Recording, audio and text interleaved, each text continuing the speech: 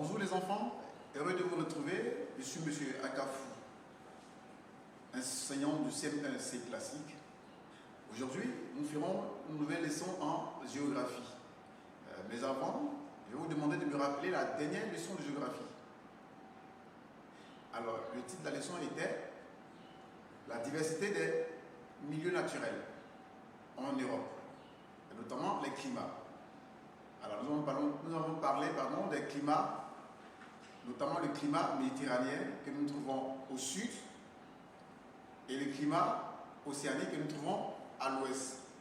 Et à l'ouest, ce climat nous donne des temps humides et doux, voilà, toute l'année.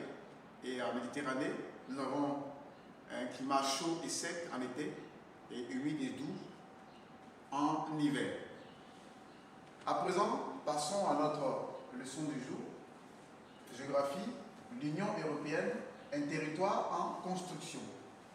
Alors, nous prenons notre livre d'histoire-géographie au lycéo à la page 125.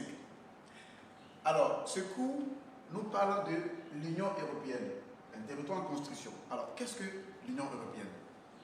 L'Union européenne est un regroupement de certains pays européens qui sont mis ensemble pour défendre certaines causes, notamment sur le plan politique, économique et monétaire.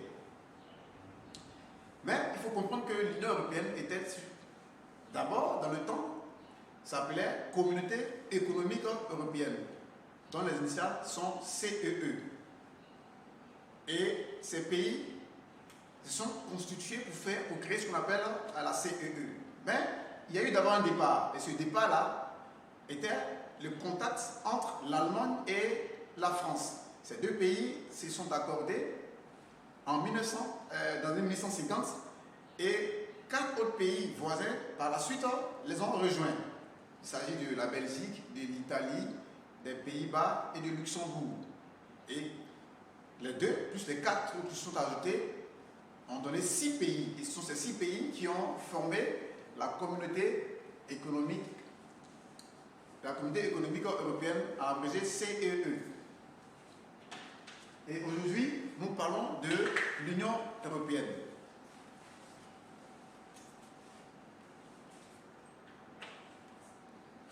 Donc la CEE, qui était communauté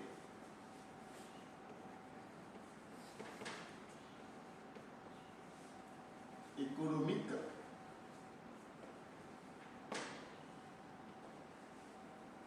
européenne. Donc, cette communauté a vu le jour en 1957 avec 6 pays.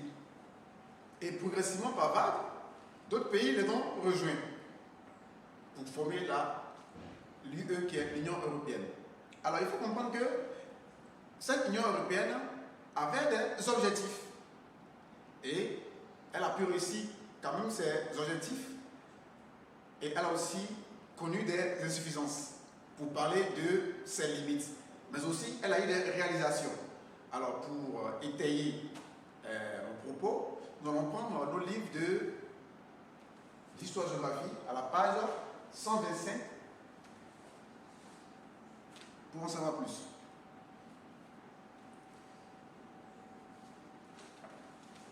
Alors, à la page 125,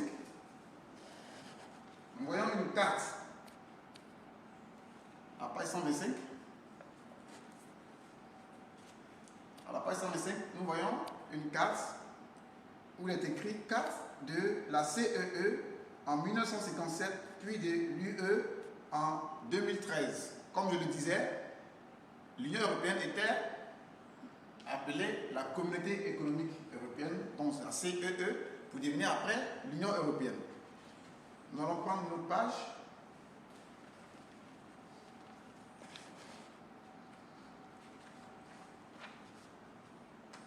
C'est la page 126 qui nous montre la construction de l'Union européenne. Comme je le disais tout à l'heure, en en 1957, on nous parle de traité de Rome, Europe de 6, la France, l'Allemagne, l'Italie, la Belgique, les Pays-Bas et Luxembourg. Donc, c'est ce que je disais tout à l'heure. Il y avait 2 pays, notamment la France et l'Allemagne, qui ont été rejoints par la suite par 4 autres pays que je viens de citer. Italie, Belgique, Pays-Bas et Luxembourg. Et progressivement, ces pays-là ont été rejoints en 1973. On parle de l'Europe des 9.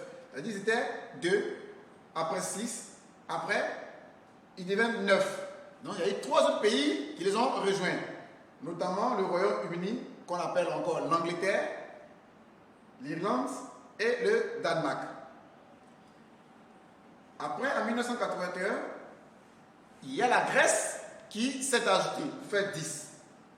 Et en 1986, ils sont passés à 12. L'Espagne et le Portugal se sont ajoutés. En 1993, on parle de la communauté économique européenne devient l'Union européenne, comme je disais. Elle a changé de nom pour devenir Union européenne, parce qu'on parle de communauté économique européenne qui est devenue maintenant en 1993 l'Union européenne. Et en 1995, il y a eu un élargissement de 12, on est passé à 15. Donc la Finlande, la Suède, l'Autriche se sont ajoutés. En 2004, on passe à 15. Et en 2007, on passe à 25. En 2013, on passe de 27 plus la Croatie donnait 28. Mais à présent, de nos jours, l'Union européenne compte 27 membres parce que l'Angleterre, appelée le Royaume-Uni, s'est retiré. Parce que comme je le disais tout à l'heure, il y a eu des limites. Alors, l'Union européenne et ces pays ne sont pas accordés sur certains points. Voilà, notamment on parle de l'accord de Schengen. Voilà, l'accord de Schengen, pour parler de l'accord de Schengen, il faut parler de l'espace Schengen. L'espace Schengen qui était un territoire qui permettait la libre circulation des peuples et une couverture de frontières. Il n'y avait pas de contrôle à la frontière intérieure. Et ils ont créé une frontière extérieure. Donc, certainement que d'autres pays n'étaient pas d'accord avec cela. Et ce qui a permis, je vais dire, le retrait de certains pays. Et c'est pourquoi on parle de accord de Schengen ici. Il prévoit un renforcement des contrôles douaniers aux frontières de l'Union européenne, mais une libre circulation des citoyens européens pour les États signataires. L'espace créé est appelé espace Schengen. Donc il y a eu là encore de petits problèmes parce que certains n'étaient pas d'accord. Et aussi au niveau de la monnaie, parce qu'ils ont eu à créer une monnaie appelée l'euro, il y a eu des pays qui n'ont pas adhéré. Donc l'Union européenne, dans son œuvre, a pu créer un marché unique, a pu créer une monnaie unique. Ce sont ses réalisations. Mais d'autres n'ont pas adhéré à cela, c'est pourquoi ils sont retirés. Donc voici un peu le contenu de cette leçon.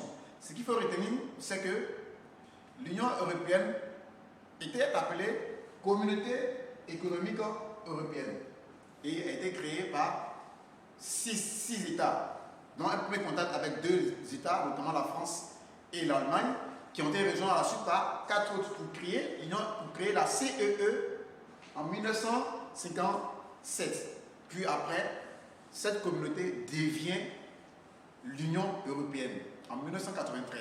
Et au fur et à mesure, d'autres États les ont rejoints pour avoir aujourd'hui 27 membres. Parce qu'ils étaient à 28, mais il y a le Royaume-Uni qui s'est retiré. Donc voici un peu ce qu'il faut retenir dans cette leçon. Alors, vous aurez le résumé par voie électronique, mais ce qu'il faut retenir, c'est que cette leçon, sinon les leçons que nous faisons maintenant, seront l'objet de l'évaluation à venir. Donc, apprenez véritablement vos leçons, car bientôt, on passera aux évaluations. Merci pour votre attention et portez-vous bien. Au revoir.